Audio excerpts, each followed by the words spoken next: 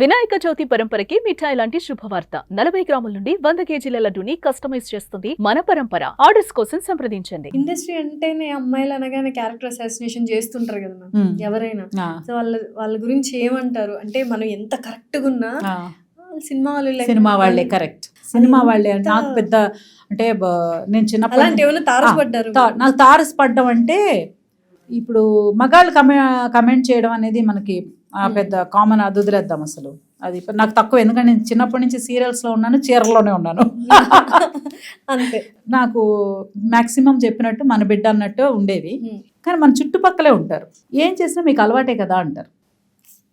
ఓ deep neck వేసుకున్నాం, మీకు అలవాటే కదా అంటారు.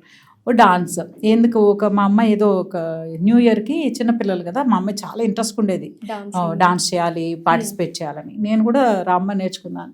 ఇలా తీసుకెళ్ళి నేమ్స్ రాయించాలి కదా, ప్రొసీజర్ ఎలాగా అలాగే వెళ్ళి నేమ్ రాయించేదాన్ని కమ్యూనిటీలో. పక్కన ఉన్న లేడీస్ మీకెందుకండి డాన్స్ నేర్పించాలి ఏంటి, మీకు అలవాటే కదా అనేవాడు. నేను కొన్ని విషయాలు అస్సలు టాలరేట్ చేయను. నేను చాలా soft, I respect every one. నాకు చాలా గౌరవం, మాటలతో ఎవరిని బాధ పెట్టను. కావాలంటే నేను అన్నీ తెలిస్తే మనల్ని ఎందుకు అంటారు కదా, తెలియక అంటున్నారులేని వదిలేస్తాను. కానీ అలాంటి విషయాలు మాత్రం చెప్పరు. మాకెలా అలవాటు, మా ఇంట్లో నుంచి మీకు మార్నింగ్ పూజ గంట, అది ఎప్పుడైనా వ్రతాలు నోములు ఇవి కనిపిస్తాయి. మా అమ్మాయి ఎగురుతూ అన్నా పరిగెత్తుతూ అన్నా మీరు చూసారా? ఎగిరి పరిగెత్తుకుంటూ అల్లరి చేస్తూ ఎప్పుడన్నా చూసారా మీరు? చూడలేదు. మా ఇంట్లో నుంచి ఏమైనా మ్యూజిక్ సౌండ్స్ హడావుళ్ళు ఏమైనా కనిపించాయా? లేకపోతే పార్టీస్ ఏమైనా జరిగాయా? లేదు. లేకపోతే మా అమ్మాయి మేము ఇద్దరు ఎప్పుడైనా డాన్స్లు వేస్తూ ఎగురితే ఏమైనా చూసామా? మీరు పర్సనల్గా ప్రొఫెషన్ అంటావా? I'm ready. ఒక్కసారి మన ఉద్యోగానికి వెళ్ళాక మ్యూజిక్ ఆన్ చేస్తే డాన్స్ చేస్తాను. ఉద్యోగం ప్రొఫెషన్ లో మనం ఏదైతే చేస్తామో అదే దాన్ని మనమని మీకు అలవాటే కదా అంటే. ఇప్పుడు కమెడియన్స్ కామెడీ లేరా నువ్వు చాలా తీసిపడేస్తా. అది ఎంత ఒక కష్టం అంటే, దాని వాల్యూ తెలీదు నీకు. అంటే ఇప్పుడు అన్ని సాగుతున్నాయి కాబట్టి మాట్లాడుతున్నారని మనం అనుకోవాలా?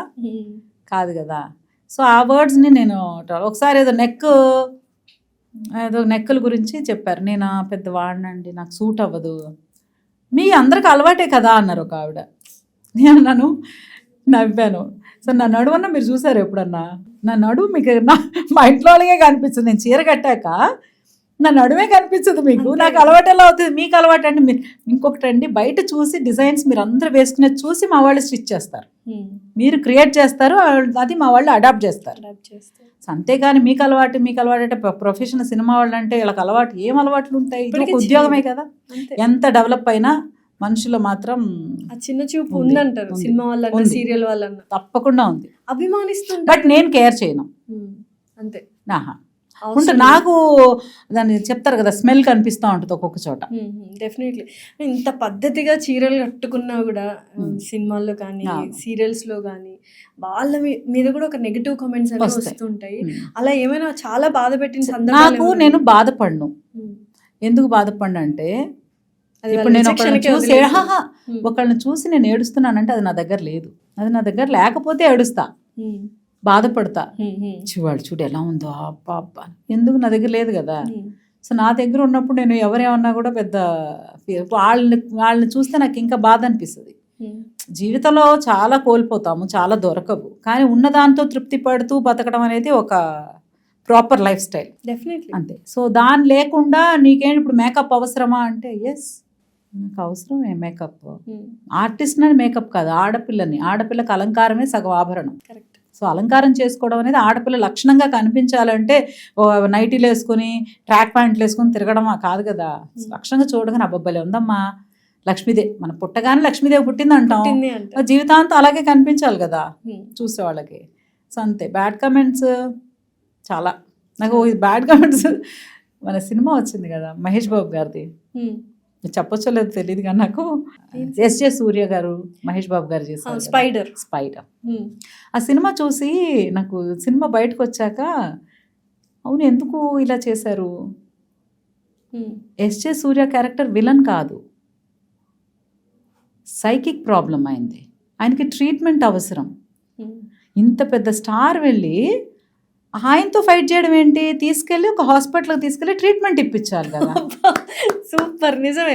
నాకు సినిమా నుంచి బయటికి రాగానే ఎంత టీం వర్క్ చేస్తారో, అంత చిన్న లాజిక్ చిన్న లాజిక్ ఎలా, ఆయనకి అవసరం ట్రీట్మెంట్ అంటే చిన్నప్పటి నుంచి శ్మశానంలో పెరిగాడు, ఏడుపులే విన్నాడు, ఏడుపు అంటే మనకు అలవాటు అయింది. ఇప్పుడు బిర్యానీ అలవాటు, హైదరాబాద్ అనగానే బిర్యానీ అంటాం. ఆయన ఏడిస్తేనే వీళ్ళకి పొట్ట నిండిద్ది అంటే ఏడుపు కావాలని కోరుకుంటారు.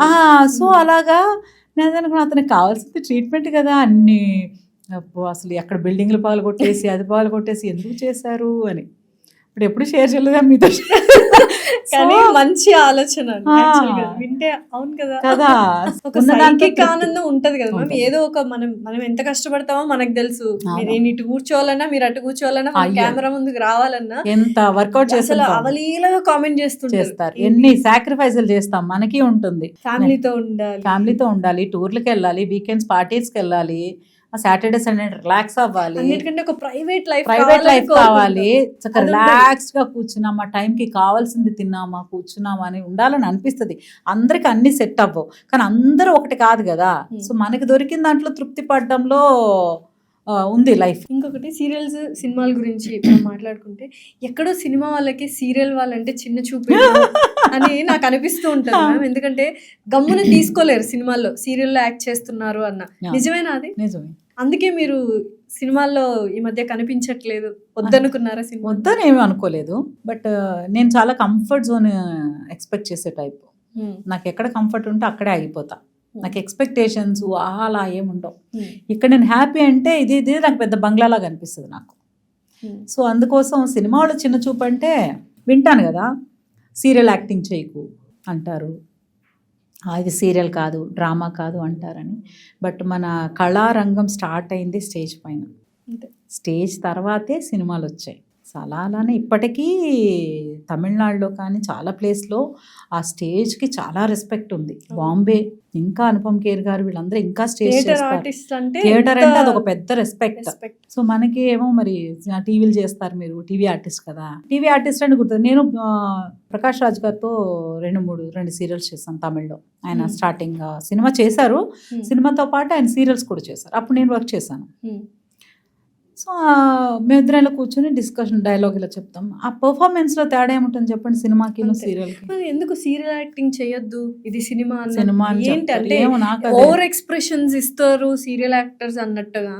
బట్ ఒక విషయం, మీరు దేనికి తగ్గట్టు అది ఉంటది అని, అంతే కదా. ఇప్పుడు మీరు షాక్ అవ్వండి అంటే షాక్ అవుతాం కదా, అంతే. అందులో మైల్డ్ గా షాక్ అవ్వడానికి ఏముంటది? మేబీ ఆ జూమింగ్ లో జూమ్ అవుట్, సో అలా ఏమో దానికి. అది ఇప్పుడు మనం ఎంతో డెవలప్ అయ్యాం కానీ ఇంకా టీవీకి సినిమాకి వ్యత్యాసం టీవీ లాగా నాకు అందుకని పెద్ద ఎందుకు మనకి అన్నారా మ్యామ్? అంటే అప్పట్లో మీరు సీరియల్స్ చేసేవాళ్ళు, నేను సీరియల్స్ చేస్తూ ఉండగానే సినిమాలు కూడా చేశాను. అంటే అప్పుడు మెగాలు ఇంకా స్టార్ట్ అవ్వలేదు. నేను ఆర్ నారాయణమూర్తి గారి సినిమా చేశాను, ప్రెసిడెంట్ గారి పిల్ల, అవన్నీ సిస్టర్ క్యారెక్టర్స్ చేశాను, ఒక మంచి హీరోయిన్గా చేశాను, తమిళ్ చేశాను, కన్నడ చేశాను, ఒరియా చేశాను, బెంగాలీ చేశాను, ఇన్ని లాంగ్వేజెస్ చేశాను. సీరియల్స్ అన్ని లాంగ్వేజ్, మలయాళం కూడా చేశాను సీరియల్ అయితే. సో అన్నీ చేస్తూ ఉండగానే సీరియల్స్ చెప్పాను కదా, హీరోయిన్ మన సినిమాలో హీరోయిన్ ఆ ప్లేసు ఆ స్టైల్ ఇంక అనిపించలేదు. చిన్న అమ్మాయి, చిన్న హీరోయిన్, చిన్న సినిమాలో అలా సంథింగ్, పెద్ద పెద్ద సినిమాలో సిస్టర్ క్యారెక్టర్స్ చేశాను. అలా ఉన్నప్పుడు మంచి నాకు పరుచూరి బ్రదర్స్ గోపాలకృష్ణ గారు చాలా గురువు గారు. ఆయన నాకంటే చాలా బ్లెస్సింగ్. బుజ్జమ్మ ఆంటీను ఆయన ఇద్దరు నేను బాగుండాలని అప్పటి నుంచే వాళ్ళు, నువ్వు బాగుంటావు, నువ్వు బాగుంటావు, నీకు మంచి మొగుడు వస్తాడు, నువ్వు సంతోషంగా ఉంటావు, నేను ఇప్పుడు బ్లెస్ చేసేవాళ్ళు. తదాస్తు నేను ఇప్పుడు కదే చెప్తాను, మీరు అప్పటి నుంచి నన్ను బ్లెస్ చేస్తూనే ఉంటారు. నువ్వు మంచిదానివి, నీకు అంతా మంచిగా జరుగుతుంది, నువ్వు బాగుంటావు అనేవాడు. సో ఆయన ఒక సినిమా ఇచ్చి నేను హీరోయిన్ చేస్తాను. నేను చెల్లి రవళి కృష్ణ గారితో రియల్ హీరో సినిమా చేస్తుంది అనమాట. నేను అందులో సిస్టర్ క్యారెక్టర్ చేస్తున్నా. సార్ అడిగారు, ఏంటి ఇప్పుడు మీ చెల్లి హీరోయిన్ కదా, నీకు ఎలా ఉంది అని. మా ఇంట్లో హీరోయిన్ కదా అన్న. మా చెల్లి కదా హీరోయిన్, లేదు అది ఆయనకి అక్కడ పాయింట్. అదేంటి ఎవరైనా నువ్వు హీరోయిన్ అవుతావని వచ్చావు కదా, అక్కలు హీరోయిన్స్ అవుతారు, చెల్లెళ్ళు. నేను ఆల్రెడీ ఫాలో వచ్చాను, మా చెల్లి కదా సార్ హీరోయిన్, మా ఇంట్లో ఒక్కళ్ళైనా చాలు. అది ఆ పాయింట్ బట్ నువ్వు మంచిదానివి, సో నీకు నేను హీరోయిన్గా ఇస్తాను అని చెప్పి మా సింగన్న సినిమాలో ఆర్ నారాయణమూర్తి గారి సినిమాలో హీరోయిన్గా ఇచ్చారు. అది చేశాను. ఆ సార్ అప్పుడు నారాయణమూర్తి గారు నెక్స్ట్ ఫిల్మ్ కూడా ఆఫర్ చేశారు నాకు, బాగా చేస్తున్నారని ఆయన చెప్పారనమాట. ఇలా మాట్లాడుతూ సినిమా చీకటి సూర్యులు బాలే ఫిల్మ్ అది కూడా.